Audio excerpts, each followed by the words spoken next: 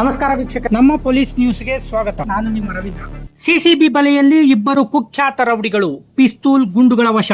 ಬೆಂಗಳೂರಿನ ಸಿಸಿಬಿ ಸಂಘಟಿತ ಅಪರಾಧ ದಳದ ಅಧಿಕಾರಿಗಳು ಭರ್ಜರಿ ಕಾರ್ಯಾಚರಣೆ ನಡೆಸಿದ್ದು, ಅಕ್ರಮವಾಗಿ ಮಾರಕಾಸ್ತ್ರಗಳನ್ನು ಹೊಂದಿದ್ದ ಇಬ್ಬರು ರೌಡಿ ಶೀಟರ್ಗಳನ್ನು ಬಂಧಿಸುವಲ್ಲಿ ಯಶಸ್ವಿಯಾಗಿದ್ದಾರೆ. 2 ಪಿಸ್ತೂಲ್ಗಳು ಮತ್ತು 3 ಜೀವಂತ ಗುಂಡುಗಳು.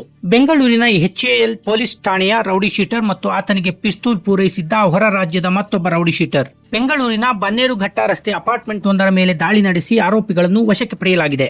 ಬಂಧಿತ HAL ಠಾಣೆಯ ರೌಡಿ ಶೀಟರ್ ಕಳೆದ 7 ವರ್ಷಗಳಿಂದ ನ್ಯಾಯಾಲಯದ ವಿಚಾರಣೆಗೆ ಹಾಜರಾಗದೆ ತಲೆಮರೆಸಿಕೊಂಡಿದ್ದನು.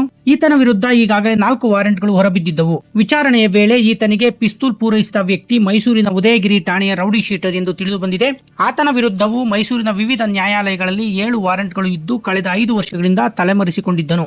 ಈ ಕಾರ್ಯಾಚರಣೆಯನ್ನು ಶ್ರೀ ಅಜಯ್ ಇಲೋರಿ IPS ಅಪರ ಪೊಲೀಸ್ ಆಯುಕ್ತರು ಅಪರಾಧರವರ ಮಾರ್ಗದರ್ಶನದಲ್ಲಿ, ಶ್ರೀ ಹರಿಬಾಬು BL IPS ಉಪ ಪೊಲೀಸ್ ಆಯುಕ್ತರು ಅಪರಾಧ 1 ರವರ ನೇತೃತ್ವದಲ್ಲಿ, ಸಿಸಿಬಿಯ ಸಂಘಟಿತ ಅಪರಾಧ ದಳ ಪೂರ್ವ ವಿಭಾಗದ ಸಹಾಯಕ ಪೊಲೀಸ್ ಆಯುಕ್ತರಾದ ಶ್ರೀ CS ಆನಂದ ಹಾಗೂ ಪೊಲೀಸ್ ಇನ್ಸ್ಪೆಕ್ಟರ್ ಅವರುಗಳಾದ ಶ್ರೀ R ರಮೇಶ್, ಶ್ರೀ ಸುರೇಶ್ P ಹಾಗೂ ಇತರೆ ಅಧಿಕಾರಿ ಸಿಬ್ಬಂದಿಗಳ ತಂಡ ಪ್ರಕರಣವನ್ನು ಭೇದಿಸುವಲ್ಲಿ ಯಶಸ್ವಿಯಾಗಿರುತ್ತಾರೆ.